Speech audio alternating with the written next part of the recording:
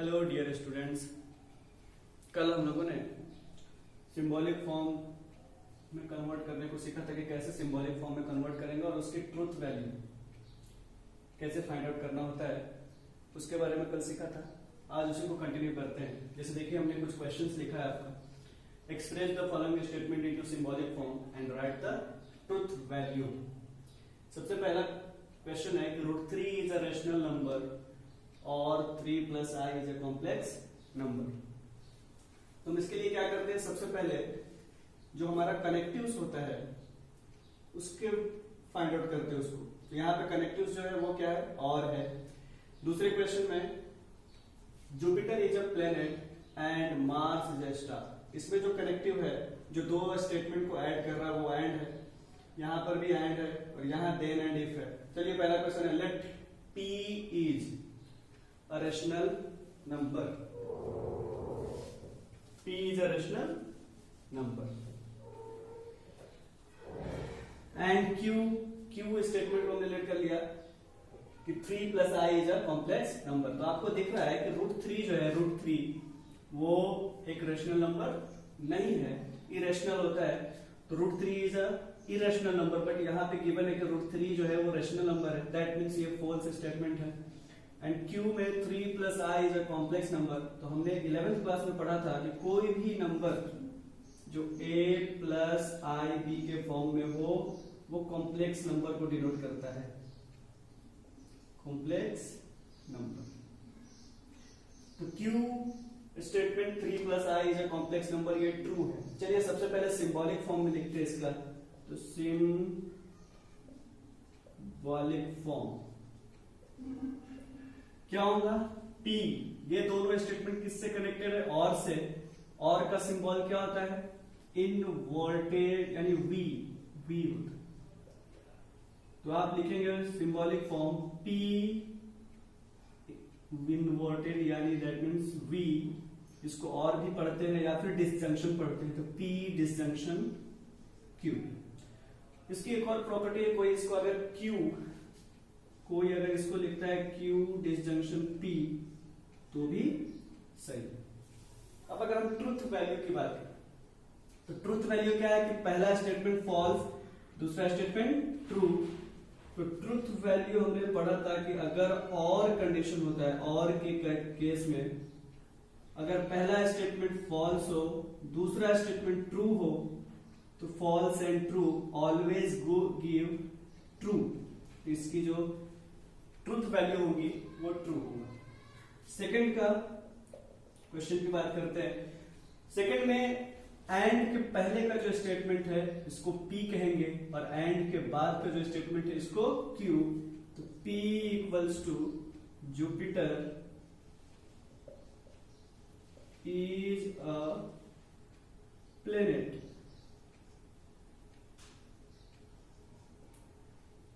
And Q जो होगा that is Mars is a star. Mars is a star. Okay, इन दोनों के बीच जो कनेक्टिव्स है वो एंड है, और एंड इन्वर्टेड V, उसका सिंबल एंड का इन्वर्टेड V होता है। तो आप सिंबॉलिक फॉर्म लिखेंगे, सिंबॉलिक फॉर्म वो हो जाएगा P कंजक्शन Q, या इसी को आप लिख सकते हैं Q कंजक्शन P। दोनों केस सही। ट्रुथ वैल्यू की बात करें, ट्रुथ वैल्यू, तो ट्रुथ वैल्यू में जुपिटर इज अ प्लेनेट, ये आपका ट्रू स्टेटमेंट है। मार्स जो स्टार, जबकि ये गलत है, मार्स जो है वो भी एक प्लेनेट है, तो ये फॉल्स हो गया। तो ट्रुथ वैल्यू में आप बात करेंगे कि T कंजक्शन F, और हमने पढ़ा था कंजक्शन में कि ट्रू कब होगा, जब दोनों स्टेटमेंट ट्रू होगा, अदरवाइज फॉल्स। तो पहला ट्रू दूसरा फॉल्स, तो ओवरऑल जो होगा वो क्या हो जाएगा, फॉल्स। उसके बाद थर्ड है 2 into 0। तो यहां पे थर्ड का मैं सॉल्यूशन कर दे रहा हूं। Third P equals to 2 into 0 equals to 2 and Q equals to 2 plus 0 that is equals to 2। अगर हम ट्रूथ वैल्यू की बात करें तो आप कहेंगे कि ये 2 इंटू 0 0 होता है, ये फॉल्स है, और Q स्टेटमेंट जो है 2 प्लस 0 इक्वल्स टू 2, ये ट्रू स्टेटमेंट है। ओके, सिंबॉलिक फॉर्म की बात कर लेते हैं। तो सिंबॉलिक फॉर्म हो जाएगा फॉर्म, ये दोनों स्टेटमेंट एंड से कनेक्टेड है, एंड के लिए इन्वर्टेड भी, that means P conjunction Q। Truth value की बात करें तो ट्रुथ वैल्यू जो होगा वो हो जाएगा आपका पहला फॉल्स दूसरा ट्रू। तो कंजंक्शन में ट्रू कब आता है? जब दोनों स्टेटमेंट ट्रू हो। कंजंक्शन में ट्रू कब आएगा? जब P भी ट्रू एंड Q भी ट्रू, तब ओवरऑल स्टेटमेंट क्या होता है? ट्रू। यहां पे एक फॉल्स दूसरा ट्रू, तो आप बोलेंगे कि ये फॉल्स स्टेटमेंट। फोर्थ क्वेश्चन का सॉल्यूशन करते हैं। फोर्थ है इफ। तो इफ से कोई स्टेटमेंट स्टार्ट होता है तो वो कंडीशनल का है। तो if 4 is an odd number, चलिए लेट कर लेते हैं कि P स्टेटमेंट है कि 4 इज एन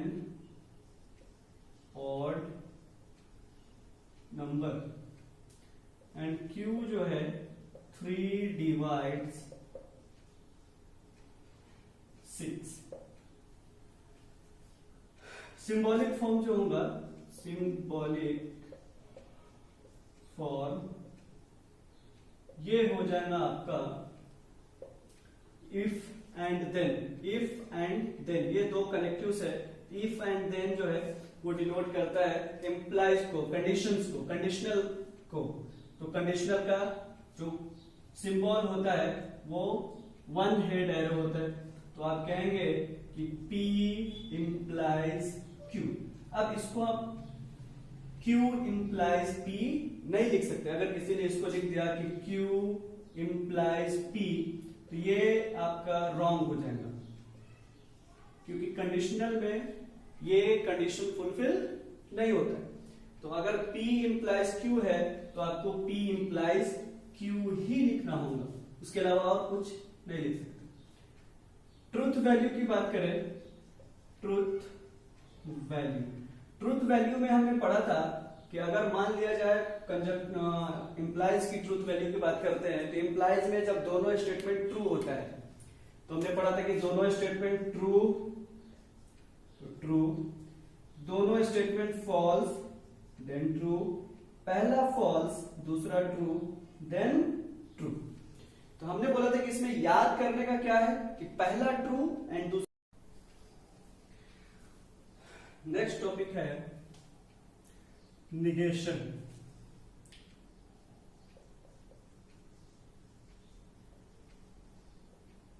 निगेशन इसका सिंबल होता है, निगेशन मीन्स नॉट। इसको हम नॉट ऑपरेशन भी कहते हैं। जैसे मान लीजिए कोई स्टेटमेंट है P, तो P का निगेशन क्या होगा? तो निगेशन P हम इसको लिखते हैं। अब एक ही स्टेटमेंट है तो एक स्टेटमेंट के लिए दो कंडीशन होगा, या तो ये स्टेटमेंट ट्रू हो सकता है या ये स्टेटमेंट फॉल्स हो सकता है।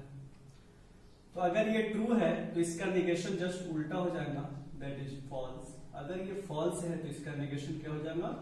ट्रू हो जाएगा। ये आपको ट्रूथ वैल्यू याद करना है। जैसे एग्जांपल अगर बोला जाए कि सिंबॉलिक फॉर्म में कन्वर्ट करना है या निगेशन लिखना है, जैसे क्वेश्चन हो कि right the negation of statement. किसी ने बोला कि राम इज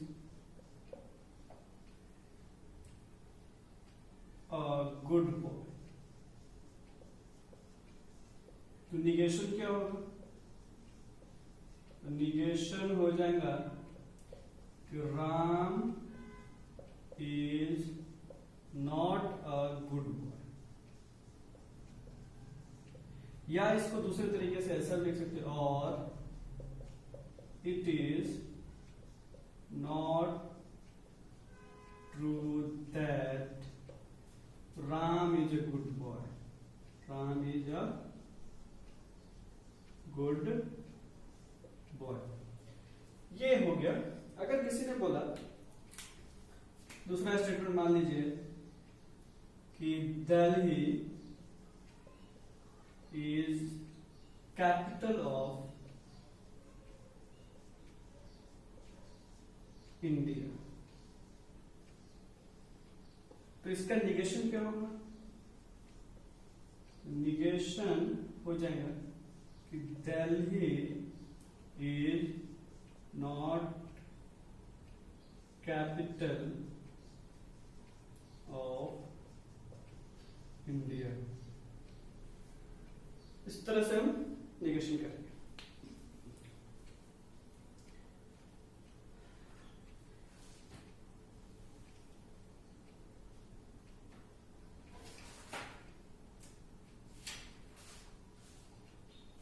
चलिए, इम्प्लाइज जब हम पढ़ते हैं, इम्प्लाइज में एक टर्म और आता है, ये रिलेटेड है, जैसे कंडीशनल में, कंडीशनल, इसी को हम बोलते हैं इम्प्लाइज। जैसे मान लीजिए कोई एक स्टेटमेंट है P, जिसे लिख दिया जाए if you work hard then you will pass the exam। ये एक स्टेटमेंट है। तो इसमें आता है आपको लिखने के लिए 3 टर्म आते हैं। पहला आता है आप इसको कन्वर्स लिखना, कन्वर्स, उसके बाद इनवर्स, एंड इसमें एक टर्म आता है कॉन्ट्रापोजिटिव। चलिए सबसे पहले इसका सिंबॉलिक फॉर्म लिख लेते हैं। सिंबॉलिक फॉर्म क्या होता है? सिंबॉलिक फॉर्म की हम बात करते हैं तो सिंबॉलिक फॉर्म में ये इफ है एंड ये देन है, ये इंप्लाइज का है। तो आपका P स्टेटमेंट जो होगा वो होगा you work hard. Q statement क्या होगा? क्यू स्टेटमेंट हो जाएगा you will pass the exam. Okay, अब अगर हम कन्वर्स की बात करें, कन्वर्स, तो आपने ऑलमोस्ट मुझे लगता है 10th में 9th में आपने थ्योरम्स के बारे में पढ़ा है। थ्योरम्स के बारे में जब पढ़ा है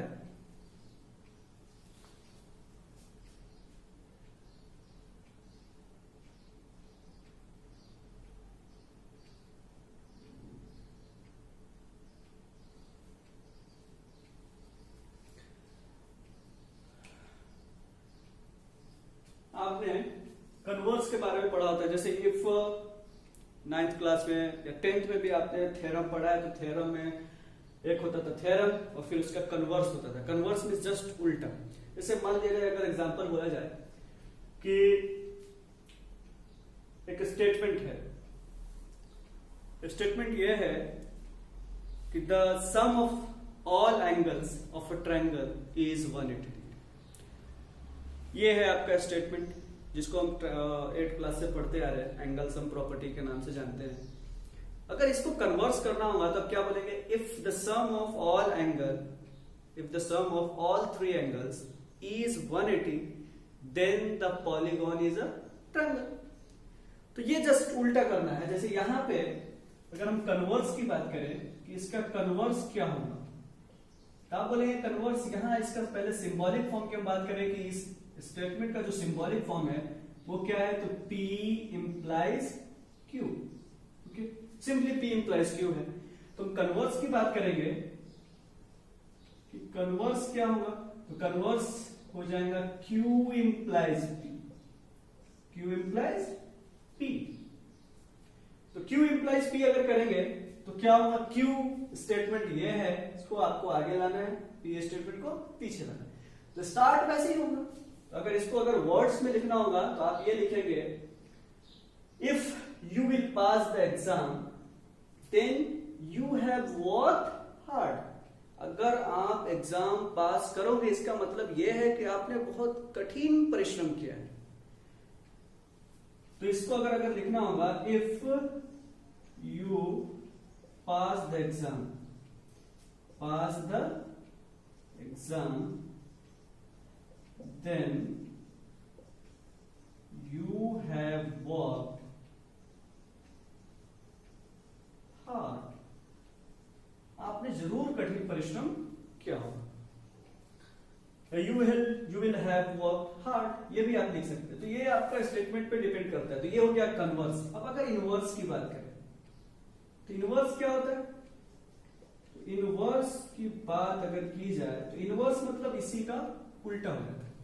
मतलब ये कि आपका P इंप्लाइज Q है, तो P, चलिए अब बात करते हैं निगेशन। अपन ने पढ़ लिया सिंगल स्टेटमेंट का निगेशन क्या होगा, सिंपल स्टेटमेंट का। अब अपन को पढ़ना है negation of compound statement. Compound statement का निगेशन क्या है, अलग अलग तरीके से पढ़ेंगे, ट्रूथ टेबल भी बनाएंगे। चलिए सबसे पहले निगेशन ऑफ कंपाउंड स्टेटमेंट।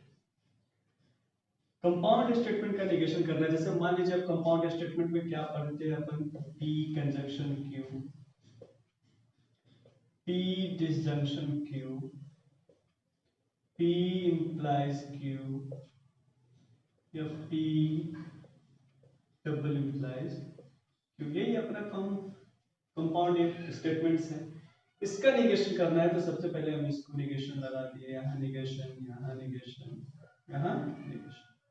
चलिए तो सबसे पहले हम पढ़ते हैं इन दोनों, इसको हम कहते हैं कंजंक्शन एंड डिसजंक्शन। चलिए ठीक है। तो सबसे पहले अगर मान लीजिए कि निगेशन P कंजंक्शन Q है, तो इसका जो निगेशन होता है आप उसकी जगह ऐसा लिख सकते हैं, negation P disjunction negation Q।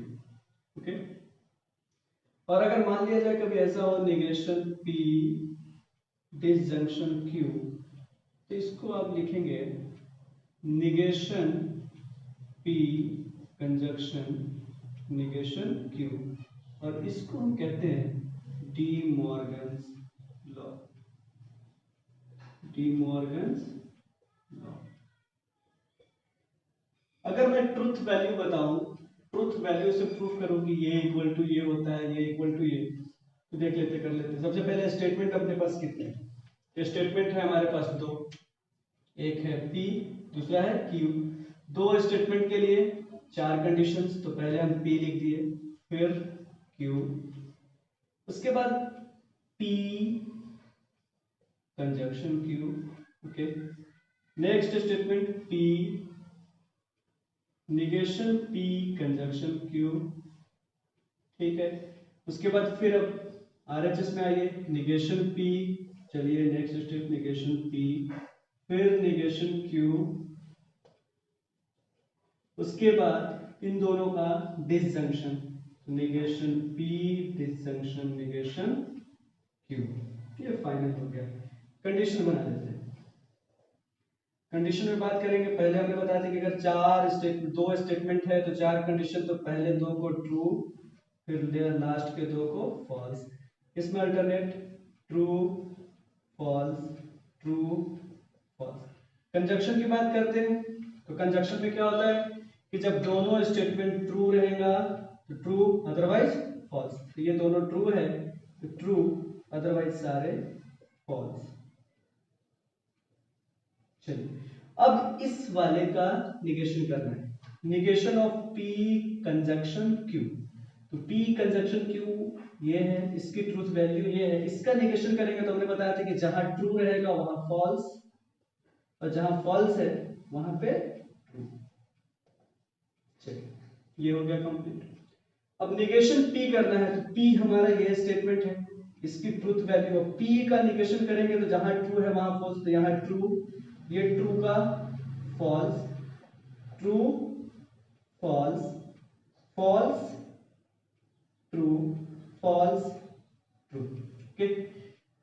का निगेशन करेंगे, true false, false true, true false, false true.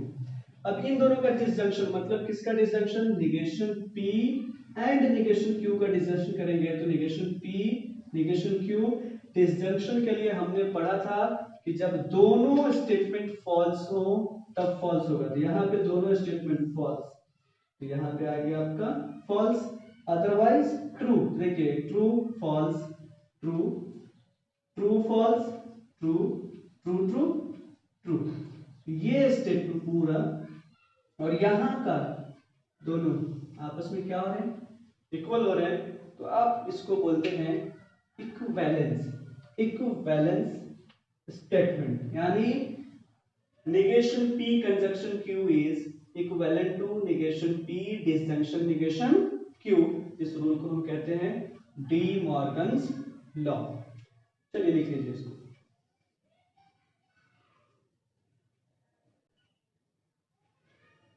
चलिए अब negation of implies, चलिए negation P implies Q, ये क्या होता है। सबसे पहले अपन P implies Q की बात करें। देखिए P implies Q क्या होता है। तो हमने क्या पढ़ा है, अगर ट्रूथ वैल्यू लिखा जाए P implies Q की ट्रूथ वैल्यू, तो ये होता है P Q, यहाँ हो जाएगा P implies,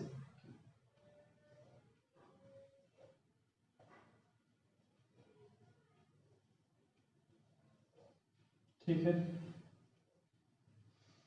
true true false false, true false true false, true true true, true false false, false true true, false false true, ये होता है। ठीक है, अगर हम बात करें कि P का निगेशन कर दिए, तो निगेशन P क्या होगा, फॉल्स फॉल्स ट्रू ट्रू। अब निगेशन P कंजक्शन Q कर दिया जाए, क्या निगेशन P कंजक्शन Q,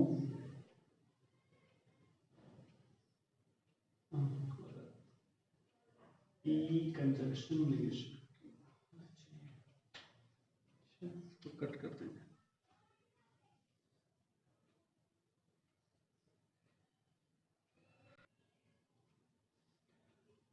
अब अगर मान लिया जाए इसको हम लिख दें निगेशन P डिसजंक्शन Q, क्या होता है। तो देखिए निगेशन P ये है, डिसजंक्शन Q, तो P पहले Q। तो देखिए हमने पढ़ा था जब दोनों स्टेटमेंट फॉल्स होता है, तो देखिए यहाँ पे ये फॉल्स, ये फॉल्स, ओवरऑल फॉल्स, ये true false true, true true true, false true true. That means आप क्या देख रहे हैं, ये टेबल यानी ये कॉलम दोनों एक दूसरे के आइडेंटिकल है, तो आप ये कहेंगे कि जो इम्प्लाइज होता है, तो P implies Q is equivalent to negation P disjunction Q। ठीक है, अब निगेशन लिखना है, तो P implies Q को हम रिप्लेस कर सकते हैं, इसको हम लिख सकते हैं, ये इक्विवेलेंट हो जाएगा negation P implies Q is equivalent to negation P disjunction Q। Okay, और अभी हमने पढ़ा डी मॉर्गन्स रूल कि अगर कंजक्शन और डिसजंक्शन रहता है, वहां पे हम डी मॉर्गन्स अप्लाई कर सकते हैं। जैसे कि हमने भी बताया कि मान लिया जाए, यहां लिख देता हूं मैं उसको, कि निगेशन P कंजक्शन Q हो, तो आप इसको लिख सकते हैं negation P disjunction negation Q। तो आप अगर इसको डिमॉर्गन्स यूज करेंगे, तो आप डिमॉर्गन्स के थ्रू इसको लिख सकते हैं निगेशन ऑफ, ये पूरा स्टेटमेंट है निगेशन P, तो negation of negation P, disjunction convert हो जाएगा कंजक्शन में, Q का हो जाएगा निगेशन क्यू। ये हो गया आपका डिमॉर्गन्स के थ्रू, तो यहाँ पे आपने लिख दिया डिमॉर्गन्स लॉ। अब एक टर्म और है कि निगेशन पी। चलिए जैसे ये पी है, पी का निगेशन पी होता है, तो ये ट्रू है, ये फॉल्स है, तो ये ट्रू। अब अगर इसका फिर से हम निगेशन करें तो निगेशन ऑफ निगेशन पी जो होगा वो क्या होगा, तो फॉल्स का निगेशन ट्रू एंड ट्रू का निगेशन फॉल्स। दैट मीन्स ये पूरी कॉलम ये दोनों इक्वल है। दैट मीन्स किसी भी स्टेटमेंट का यानी निगेशन ऑफ निगेशन पी जो होता है वो इक्विवेलेंट होता है पी के। तो आप यहाँ पे निगेशन ऑफ निगेशन अप्लाई करेंगे तो ये आपका हो जाएगा, ये पूरा P के इक्वल हो जाएगा कंजक्शन निगेशन Q। तो अगर आपको इंप्लाइज का निगेशन लिखना है तो आप डायरेक्ट क्या लिखेंगे कि P conjunction negation of Q। चलिए लिख लीजिए इसको।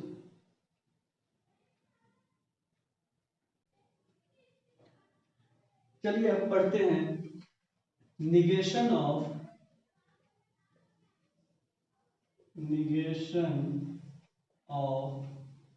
डबल इम्प्लाइज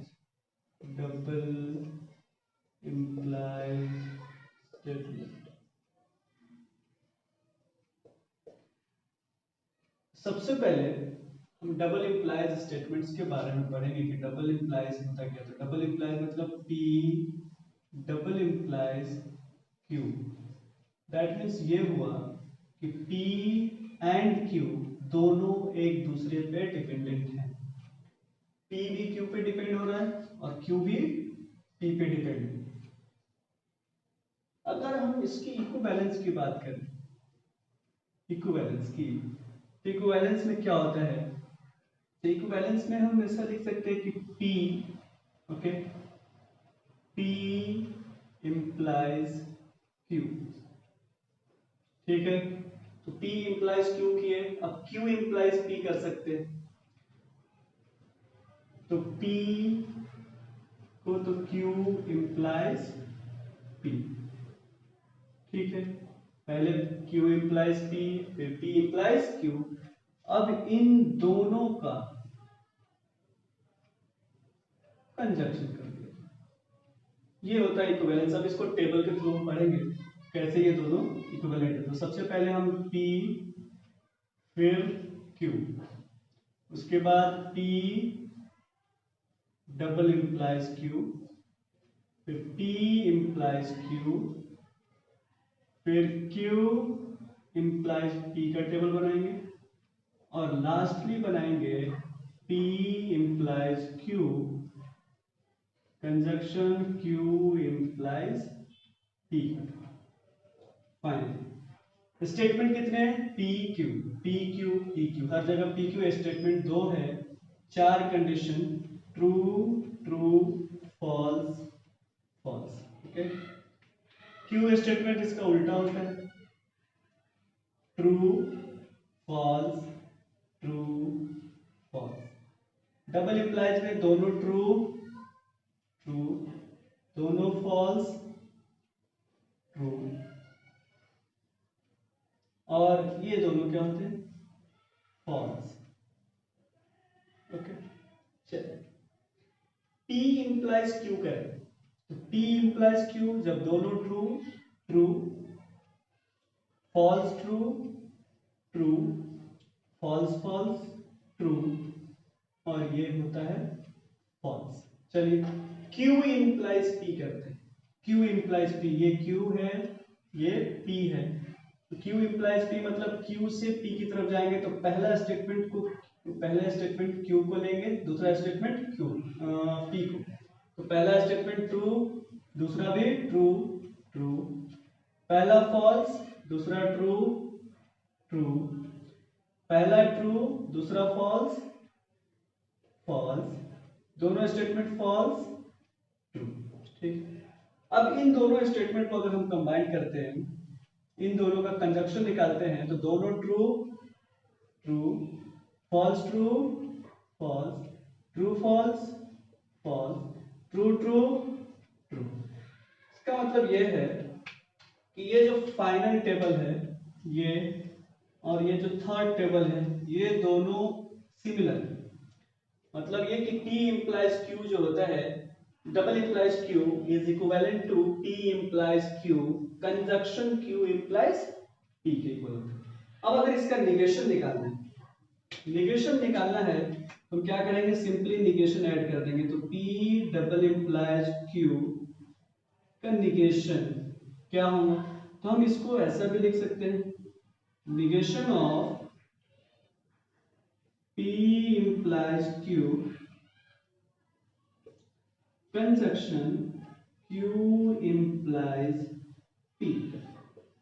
ओके, अभी हमने थोड़ी देर पहले पढ़ा था कि अगर कंजक्शन और डिसजंक्शन में दो स्टेटमेंट हो और उसके पहले निगेशन लगा हुआ हो तो डी मॉर्गन अप्लाई कर सकते हैं। तो आप इसको लिखेंगे कि negation of P implies Q, disjunction negation of Q implies P, और यहां रिजल्ट लिख दिया D Morgan's law, D Morgan's law. चलिए, अभी इंप्लाइज का हमने पढ़ा था कि अगर इंप्लाइज होता है तो उसका इक्विवेलेंट क्या होता है, तो P एज इट इज रहेगा, disjunction negation of Q, P conjunction negation of Q हो जाएगा। यहां डिसजंक्शन है तो डिसजंक्शन एज इट इज, इसको भी बात करेंगे तो ये Q plus negation of P हो जाएगा। ये सिंपल आपका रहेगा। ये निगेशन हो गया डबल इम्प्लाइज का। तो इस तरह से अपन को लिखना है। चलिए इसको लिख लेते हैं, फिर आगे की अपन बात करते हैं।